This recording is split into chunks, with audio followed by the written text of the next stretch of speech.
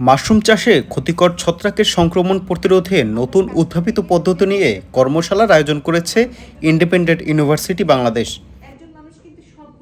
সোমবার IUB campus মিলনায়তনে চাষি ও উদ্যোক্তাদের জন্য এই বিশেষ কর্মশালার আয়োজন করা হয়। কর্মশালায় আইইউবির লাইফ সায়েন্স বিভাগের সহযোগী অধ্যাপক ডক্টর জীবননাহার খন্দকার ছত্রাক রোধে প্রায় ৩ বছরের গবেষণার মাধ্যমে উদ্ভাবিত নতুন প্রতিরোধমূলক পদ্ধতি নিয়ে আলোচনা করেন। এনার্জি এর জন্য দরকার হয় খুব শক্তিশালী একটা সিস্টেম।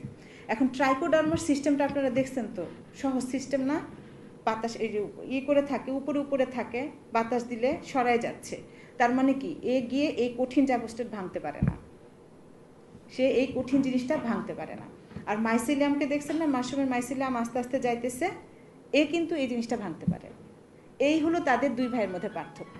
পুষ্টিগুণ সমৃদ্ধ এবং আয়ের সম্ভাবনাময় ফসল হিসেবে মাশরুম অত্যন্ত গুরুত্বপূর্ণ হলেও এর বিস্তারে বড় দুটি বাধা হলো ছত্রাক সংক্রমণ এবং দুর্বল বিপণন ব্যবস্থা।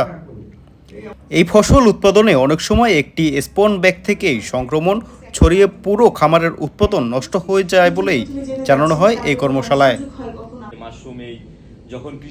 অনুষ্ঠানে মাশরুম চাষিদের নানান প্রশ্নের উত্তর দেন ডক্টর জীবননাহার খন্দকার।